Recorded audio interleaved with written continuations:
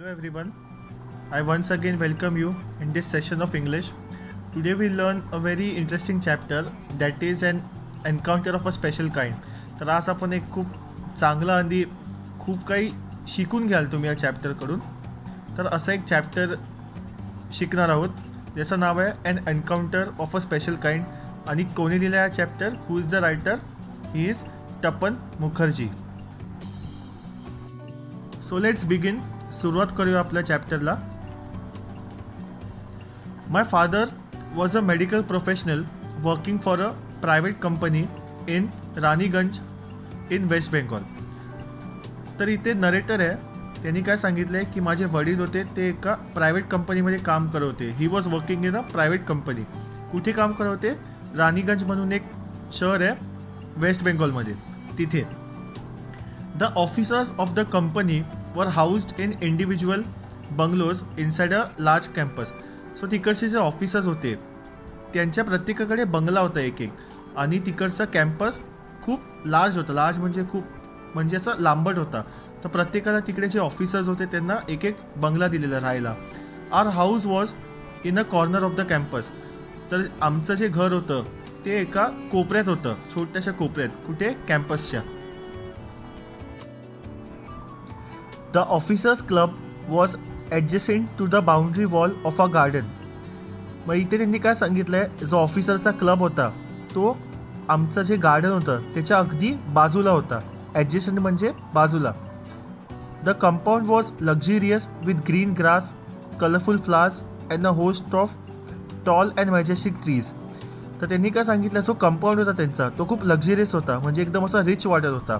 आणि त्यांच्या कंपाऊंडमध्ये काय काय होतं? ग्रीन ग्रास होतं म्हणजे गवतं होती, कलरफुल फ्लावर्स म्हणजे रंगेबिरंगी फुलं, आणि उंच आणि मॅजेस्टिक ट्रीज होते. There were a bunch of tall and majestic trees, जसं तुम्ही डायग्राममध्ये बघताय तसंच. The seasonal vegetables in the kitchen gardens of the house holds and the magnificent trees constantly attracted squirrels and many species of birds. तर तिथे त्यांनी काय सांगितलं आहे की सीजनल व्हेजिटेबल्स होते. सीजनल व्हेजिटेबल्स म्हणजे प्रत्येक सणाला जे व्हेजिटेबल्स भेटतात आपल्याला ते किचनमध्ये नेहमी असायचे. आणि मग गार्डन्समध्ये पण झाडं भरपूर होते. मग ते झाडं भरपूर असल्यामुळे तिकडे खूप सारे स्क्विरल्स होते. स्क्विरल्स तर तुम्हाला सगळ्यांना माहिती असेल. अँड स्पीसीज ऑफ बर्ड्स, आणि खूप प्रकारचे तिकडे पक्षीही यायचे. A group of langurs had even made their den in the ashwattha tree near by. तर त्यांनी काय सांगितलं की एक लंगूरचा ग्रुप पण होता. लंगूर म्हणजे माकडासारखा एक प्राणी असतो. तर त्यांचा एक ग्रुप पण होता. तो कुठे होता? अस्वथा म्हणून एक झाड होतं त्याच्या नियरबाय त्यांनी त्याचं घर बनवलेलं. They had all become a part and parcel of our existence and daily life. तर त्यांनी काय सांगितलं, हे जे सगळे प्राणी होते ते सगळे आमचे डेली लाईफचे पार्टच झालेले, म्हणजे आमचे जणू काही मेंबर्सच होते आमच्या फॅमिलीचे. A small incident on a Saturday afternoon left a profound effect on me and unfolded before my eyes a whole new dimension to the wonders of God's creation. तर इथे त्यांनी काय सांगितलं आहे की सॅटर्डेला दुपारी माझ्यासोबत एक छोटंसं इन्सिडेंट झालं, म्हणजे एक छोटीशी घटना झाली. तर त्या घटनेने माझे डोळेच उघडले की गॉडचं असंही क्रिएशन असू शकतं. म्हणजे नवीन फॅक्टर आला त्याच्या मनात देवाविषयी. It was a few days in to the Puja vacation. तर तो काय बोलला की वेकेशन्स पडून खूप कमी दिवस झालेले. पूजा वेकेशन्स म्हणजे पूजाचं वेकेशन नाही, म्हणजे पूजा होऊन वेकेशन पडतं ते. Just like for any other child the holidays provided an opportunity for me to become engrossed in various magazines and story books published specially for children in the festive season. तर त्यांनी काय सांगितलं की दुसऱ्या मुलांसारखंच मलाही opportunity होती, एक मलाही संधी होती की मी पण मॅगझिन्स वाचू किंवा कोणतेही स्टोरी बुक्स वाचू जे ऑलरेडी पब्लिश झाले होते दुसऱ्या मुलांसारखे. कोणत्या ह्याच्यात? हे जे पूजाची त्यांना वेकेशन पडलेलं त्या स्पॅनमध्ये, म्हणजे त्या वेळेत. After a hearty lunch my parents and my younger sisters lay down for an afternoon nap and I settle down with a story book. तर इथे त्यांनी काय सांगितलं आहे की त्या दिवशी दुपारी आवडतं जेवण होतं, तर तो मस्त जेवला आणि जेवल्यानंतर त्याचे जे पॅरेंट्स होते म्हणजे आई वडील आणि यंगर सिस्टर म्हणजे ज्या लहान बहिणी होत्या त्या मस्त झोपल्या. आफ्टरनून नॅप म्हणजे थोड्या वेळासाठी झोपतो त्याला नॅप म्हणतात. तर ते लोक सगळे झोपले and I settle down with a story book. म्हणजे त्याला काही झोपण्यात इंटरेस्ट नव्हता तर त्यांनी एखादी स्टोरी बुक घेतली आणि तो वाचायला लागला. The quiet afternoon presented the perfect backdrop for reading and adventure story. तर मग त्या दिवशी खूप शांतता होती आणि मग त्यांनी असा विचार केला की मी एक स्टोरी वाचतो जी खूप ॲडव्हेंचरस असेल. ॲडव्हेंचरस म्हणजे एकदम अशी धम्मक स्टोरी असते ना, म्हणजे काहीतरी ॲडव्हेंचर असणार त्याच्यात. म्हणजे ते फाईट्स पण असू शकते किंवा एक थ्रिलिंग किंवा एक सस्पेन्स थ्रिलरही असू शकते. अशी स्टोरी त्यांनी वाचायला सुरुवात केली. The silence was occasionally broken by the sound of my family snoring. तर त्यांनी काय सांगितलं की शांतता तर होती पण ती शांतता कशी तुटली, माझ्या घरी जे माझे पॅरेंट्स वगैरे झोपलेले तर ते घोरायला लागले. स्नोरिंग म्हणजे आपण घोरतो ना रात्री झोपताना, त्याला बोलतात snoring. The intermittent chirping of house sparrows. Intermittent म्हणजे फ्रिक्वेंट, म्हणजे कधी कधी आपण जेव्हा झोपलो असेल शांतता किंवा आपण काही वाचत असेल तर बाहेर जे पक्षी आवाज करतात ना, म्हणजे एकदम फ्रिक्वेंटली आवाज करतात असं हळूहळू एकदम, त्याला बोलतात intermittent chirping. The harsh crawling of a crow. आणि मग कावळा तर तुम्हाला सगळ्यांनाच माहिती आहे काय करतो, काव काव करतो, तेही खूप जोरात करतो, तर ते खूप इरिटेटिंग असतं. The shrill call of a kite flying high above the ground. आणि काईट म्हणजे गरुडासारखा पक्षी असतो, तो खूप उंच उडत असतो. Minutes ticked by I became deeply absorbed in the book.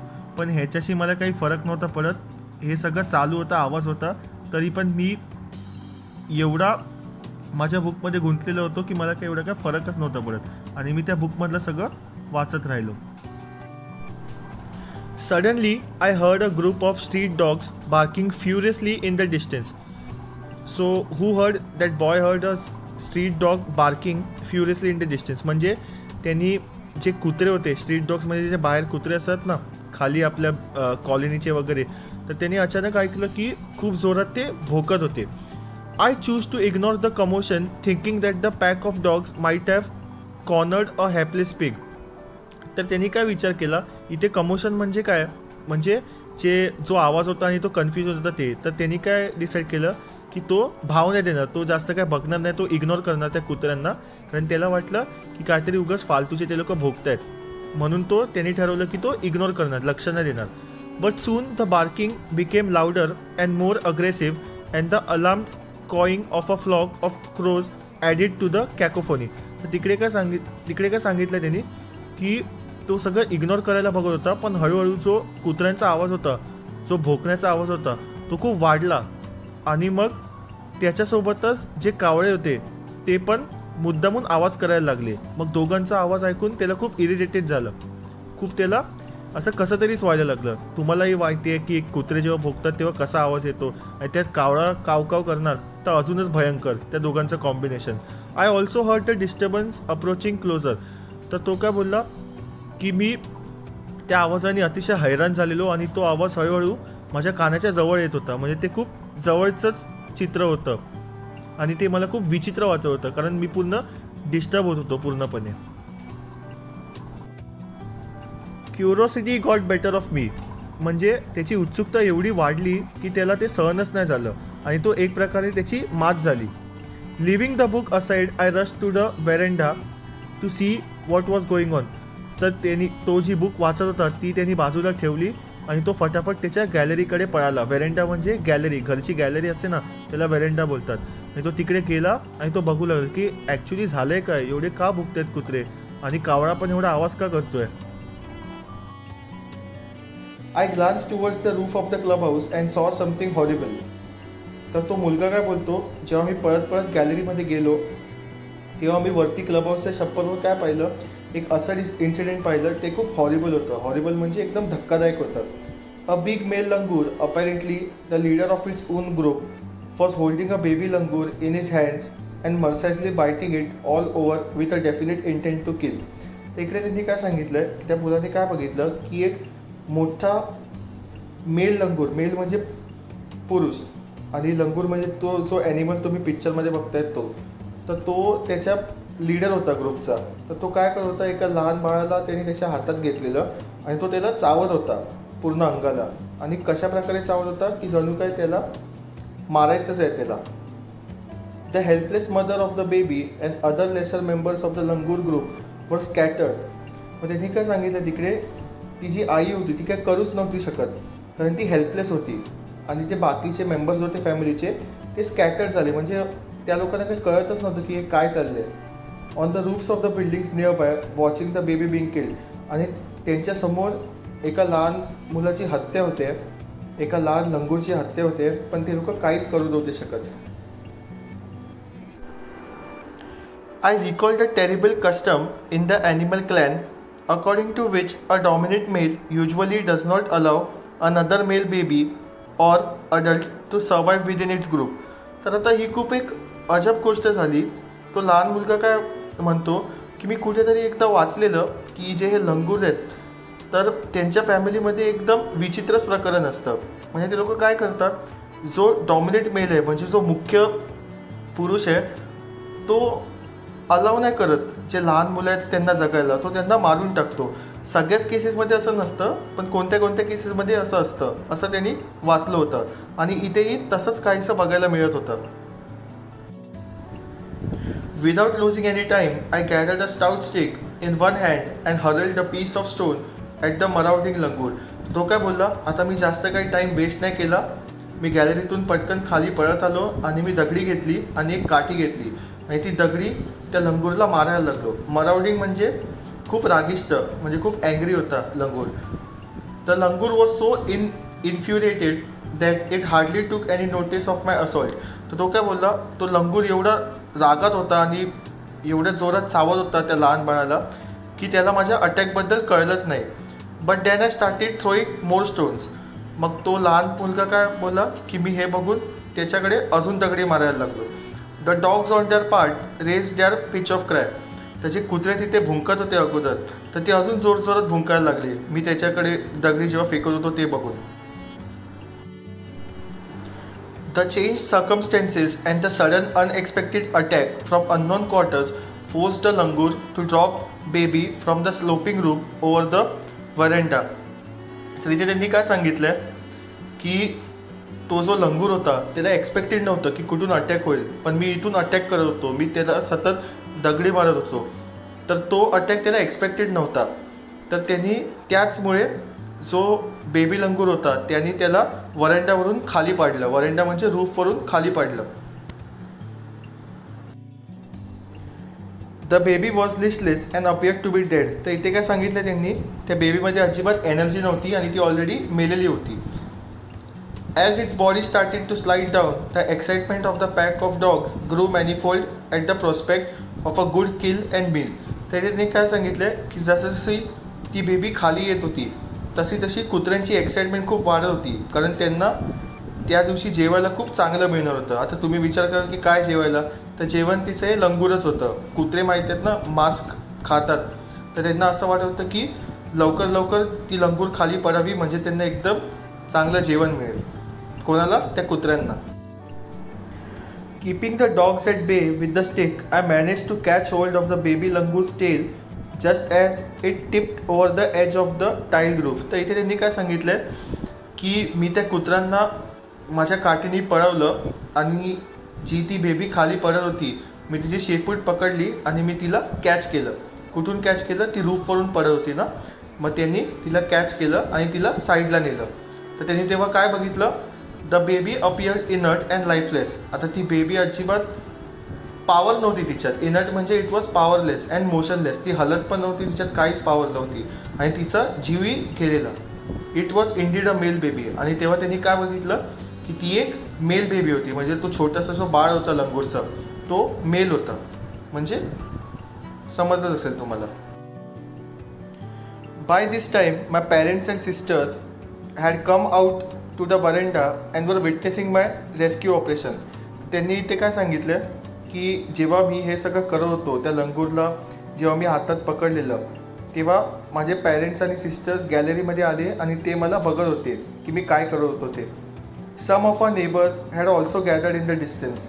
तो काय म्हटला की माझे पॅरेंट्स तर होते, आई वडील होते, बहिणी होत्या, पण माझ्या आजूबाजूचे लोक, माझे नेबर्सही तिकडे गॅदर झालेले, म्हणजे जमा झालेले. ते बघत होते की नक्की मी करत काय होतो. I took the baby langur to our backyard and gently laid him on the floor inside the poultry coop. तर तो लहान मुलगा काय बोलला की जो बेबी लंगूर होता म्हणजे जो मेलेला लंगूर होता त्याला मी माझ्यासोबत नेलं. कुठे नेलं? बॅकयार्डला, म्हणजे घराच्या मागे त्याचे एक पोल्ट्री कॉप होतं. पोल्ट्री कॉप म्हणजे कोंबड्या असतात ना आपले चिकन, त्यात ठेवतात ना ज्यांना, त्यांना पोल्ट्री कॉप म्हणतात. मग त्यांनी तिकडे नेलं आणि त्या लंगूरला तिकडे झोपवलं. तर त्यांनी काय पाहिलं? His body was full of deep bite marks and scratch. तर तो काय बोलला की त्याच्या पूर्ण बॉडीवर पूर्ण मार्क्स होते, म्हणजे चावलेले मार्क्स होते. Blood was oozing from some of the wounds. तो काय बोलला की कुठून कुठून तर रक्त ओव्हरफ्लो होत होतं. ओझिंग म्हणजे रक्त ओव्हरफ्लो होणं. My father provided first aid to clean the wounds and stop the bleeding.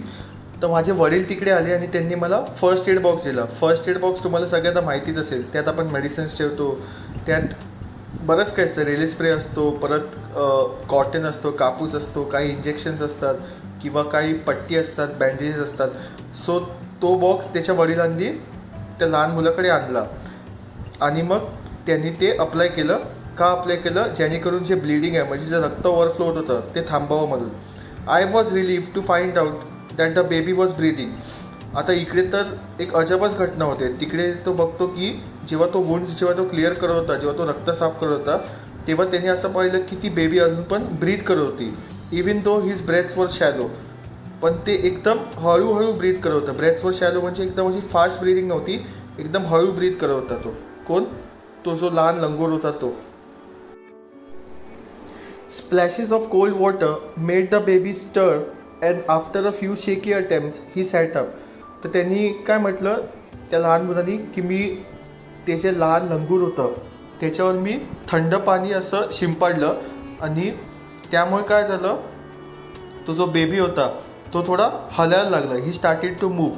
आणि मग त्यांनी त्या लहान मुलांनी त्या लंगूरला थोडं हलवलं आणि त्याला बसवलं. He was in a state of shock and started trembling like a leaf in the wind.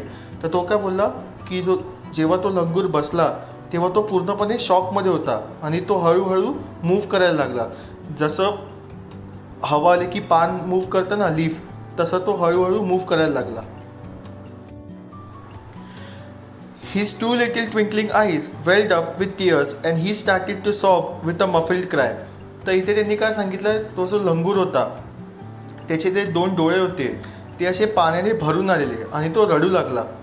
मफिल्ड म्हणजे असा आवाज करत करत रडतात ना, लहान मुलं कशी रडतात आवाज करत करत, तसं. Just like a human child would after experiencing trauma. Trauma म्हणजे सदमा लागतो ना, म्हणजे एकदम दुःखात आपण रडतो ना, तसं. मग तो जो लहान मुलगा जो रडत होता, जो लंगूर, तो असा रडत होता जसं काय आपण लहान मुलं आपल्यात रडतात ना ह्युमन बिंग्समध्ये, तसंच तो आवाज करत करत. I offered him a peeled off banana which he accepted with his unsteady hand and began taking hesitant bites. तर त्यांनी काय सांगितलं की मी त्याला एक बनाना ऑफर केला, म्हणजे मी एक केळं दिलं, ठीक आहे, आणि ते केळं त्या लंगूरनी घेतलं, बट अनस्टेडी हँडनी घेतलं. अनस्टेडी हँड म्हणजे तो थरथरत होता, तो अजून पण त्याच सदम्यामध्ये होता जे त्याचे वडील त्याच्याशी वागलेले त्या सदम्यामध्ये, आणि त्यांनी मग ते खायला सुरुवात केली.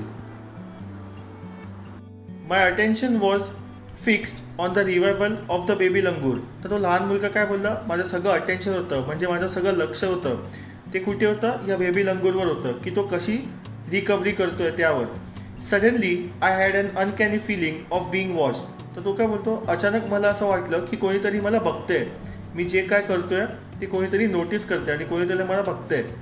I turned away from the coop and looked up. तर तो बोलला की मी पटकन मागे वळून बघितलं आणि वर बघायला लागलो. There sat the mother langur on the kitchen roof watching every move I made.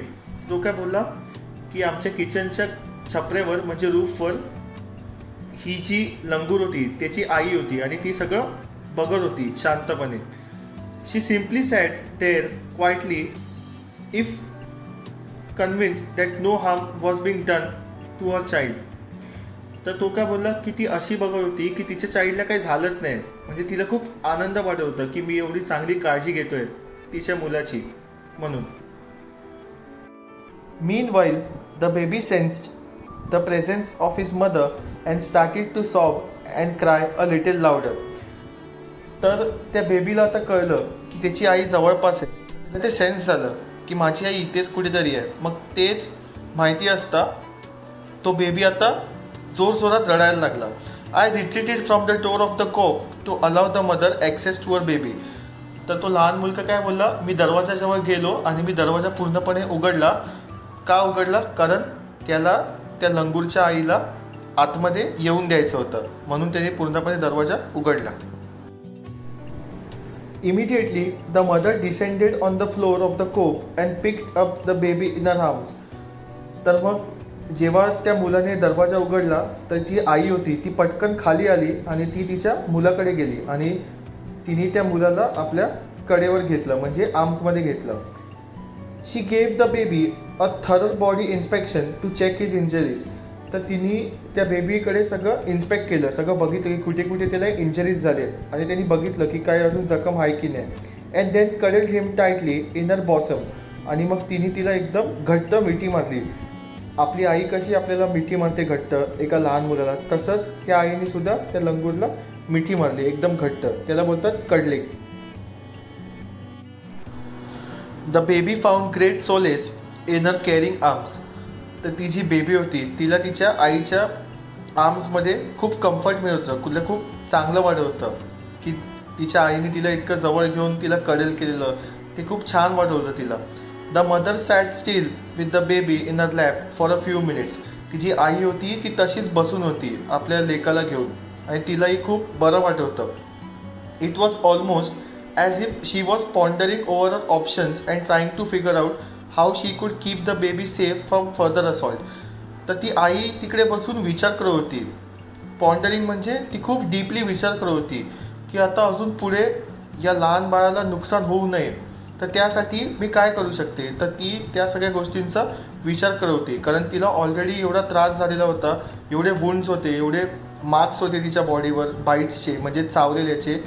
तर त्या आईला बघून पण खूप वाईट वाटत होतं. तर मग ती तिकडे विचार करत बसलेली की आता पुढे काय, अजून तिला काही सहन नाही करावं तर काय करू शकते मी, असं सगळं तिचं मनात विचार चालला होता सतत. For a few seconds the mother langur look straight into my eyes. तर तो लहान मुलगा काय बोलला की थोड्या सेकंडसाठी ती जी आई होती ती माझ्या डोळ्यात बघू लागली. I cannot forget that look in her eyes. तर तो बोलला की मी तो लुक कधीच विसरू नाही शकत माझ्या आयुष्यात. का नाही विसरू शकत? Because showering silent gratitude on me for saving a child. Because तिने तिच्या डोळ्यातून मला थँक्स म्हटलं. सायलेंट ग्रॅटिट्यूड म्हणजे एखाद्याला थँक्स बोलतो, एखाद्याचे आभार मानतो. ठीक आहे. I was overwhelmed by the emotion. ते बघून माझ्या डोळ्यात अश्रू आले, म्हणजे खुशी के असू, म्हणजे आनंद अश्रू आले. The sentiment and the way she said thanks to me. का आले अश्रू? कारण ज्या प्रकारे ती मला थँक्स बोलली ते बघून माझ्या डोळ्यात आनंद अश्रू आले. There sat a universal mother holding a stricken child in her lap. तो बोलला की ती आई त्या मुलाला अजून पण तिच्या लॅपवर घेऊन बसली होती. Then in a flash she jumped with her baby clinging to her belly and reached our kitchen roof. नंतर तो लहान मुलगा काय बोलतो, तिने मग त्या बेबीची बेली पकडली. बेली म्हणजे पोट पकडलं आणि एकदम फ्लॅशमध्ये एकदम पटकन तिने उडी मारली. कुठे उडी मारली? किचन रूफवर पुन्हा उडी मारली. कोणाच्या किचन रूफवर? त्या लहान मुलाच्या. She surveyed the area for the vicious male langur and then left away in the direction opposite to the place of violent encounter. तर तो काय बोलला, तिने आजूबाजूला बघितलं की तो मेल लंगूर अजून आहे की नाही आणि त्याच्यानंतर पटकन तिने उडी मारली. कुठे उडी मारली? जिथे एन्काउंटर झालेलं त्याच्या अपोजिट उडी मारली, त्याच जागेवर तिने उडी नाही मारली. The brief meeting with the mother and the baby langur convinced me that interspecies communication and mutual trust is indeed a reality. तर तो लहान मुलगा काय बोलला, त्या लंगूरच्या आईला भेटून आणि त्या लंगूरची मदत करून मला इतकं तर कळलं की इंटरस्पीशीज कम्युनिकेशन्स आहेत, म्हणजे जे माणसात आणि जे प्राण्यांमध्ये जे कम्युनिकेशन्स आहेत तर ते कशावर निर्भर असतात? म्युच्युअल ट्रस्टवर निर्भर असतात. जर म्युच्युअल ट्रस्ट असला तर ते रिलेशनशिप घट्ट होतं जे त्यांनी इथे दिलं आहे. And should animal strike the right chord the relationship hums into action. म्हणजे काय, ते रिलेशनशिप ॲक्टिव्ह होतं जर म्युच्युअल ट्रस्ट असेल तर. The mother langur showed me that food was not only the means of communication between man and animal, but there were other means of establishing a bond through trust, compassion and mutual understanding. तर तो तिकडे काय बोलला, मला त्या mother लंगूरने एक गोष्ट शिकवली की फक्त फूडनीच कम्युनिकेशन स्ट्रॉंग नाही होऊ शकत. म्हणजे आपण जर प्राणीला जेवायला घातलं तर आपलं कम्युनिकेशन चांगलं असं नाही, तर ते म्युच्युअल बॉन्डनी पण क्रिएट होऊ शकतं, ट्रस्टनी पण क्रिएट होऊ शकतं. तर त्यांनी तेच तिथे सांगितलं की it can be created by means of establishing a bond through trust. Trust असावं लागतं, कंपॅशन असावं लागतं आणि म्युच्युअल अंडरस्टँडिंग असावी लागते, जशी या लहान मुलांनी केली आहे. 55 years have passed since that day. I am 70 years old. तर तो नरेटर काय बोलतो की आता त्या गोष्टीला 55 वर्ष झाले, आता मी 70 वर्षाचा आहे. म्हणजे जेव्हा ते झालं तेव्हा तो किती वर्षाचा असणार, गॅस करा. खूप सिम्पल आहे, 15 वर्षाचा. But I still fondly remember that encounter of a special kind. मग तो बोलतो की तो माझ्या जीवनातला अविस्मरणीय क्षण होता. म्हणजे मला अजूनही आठवतोय तो एन्काउंटर, की तो कसा झालेला आणि तो इतका स्पेशल का होता. कारण त्यांनी एका ह्युमन बिंगला आणि एका ॲनिमलला जोडून ठेवलेलं. कसं, त्यांच्या म्युच्युअल अंडरस्टँडिंगनी आणि त्यांच्या म्युच्युअल ट्रस्टनी. So let's move on to the conclusion part now. तर नरेटर आपल्याला काय कन्क्लूड करतोय या चॅप्टरमधून ते बघूया. This incident tells that food is not only the way of communication between the man and animal. तर या चॅप्टरमध्ये एक खूप इंटरेस्टिंग फॅक्ट्स त्यांनी सांगितले आहेत. त्यांनी काय सांगितलं आहे की जेवण किंवा फूड हाच एकमात्र उपाय नाही आहे एका व्यक्तीमध्ये आणि एका ॲनिमलमध्ये कम्युनिकेशन आणण्यासाठी. कम्युनिकेशन म्हणजे बॉन्ड आणण्यासाठी in short. But mutual trust is also important for communication. तर काय बोलतोय नरेटर की म्युच्युअल ट्रस्टही हवा दोघांमध्ये. म्हणजे दोघांमध्ये म्युच्युअल रिस्पेक्टही हवी आणि एकमेकांवर विश्वासही हवा. जर बॉन्ड तुमचा चांगला क्रिएट करायचा असेल तर. कोणाचा बॉन्ड, एका व्यक्तीचा आणि एका ॲनिमलचा किंवा प्राणीचा. सो आय होप की फ्युचरमध्ये तुमच्यासोबत पण असं काही इन्सिडेंट झाला तर तुम्ही एका ॲनिमलला किंवा एका प्राणीला तुम्ही बोलू शकतात. तुम्ही डेफिनेटली मदत कराल. बिकॉज या चॅप्टरमधून तर तुम्हाला सरळ सरळ कळलं आहे की फक्त आपण प्राण्यांना फूड दिलं तर सगळं काही नसतं. तर त्यांची केअर करणं, त्यांच्यात म्युच्युअल अंडरस्टँडिंग आणणं, आपल्यात आणि त्यांच्यात म्युच्युअल रिस्पेक्ट आणणं, हेही इम्पॉर्टंट गोष्टी आहेत जर एका प्राणीशी तुम्हाला मैत्री करायची असेल तर. तर हेच सगळं आपण शिकलो या चॅप्टरमध्ये. तर ही होती एक स्वीट आणि शॉर्ट स्टोरी बाय टप्पन मुखर्जी. आणि खरंच खूप चांगली स्टोरी होती, कारण या स्टोरीतून बरंच काही शिकायला भेटलं आपल्याला. Okay, thank you.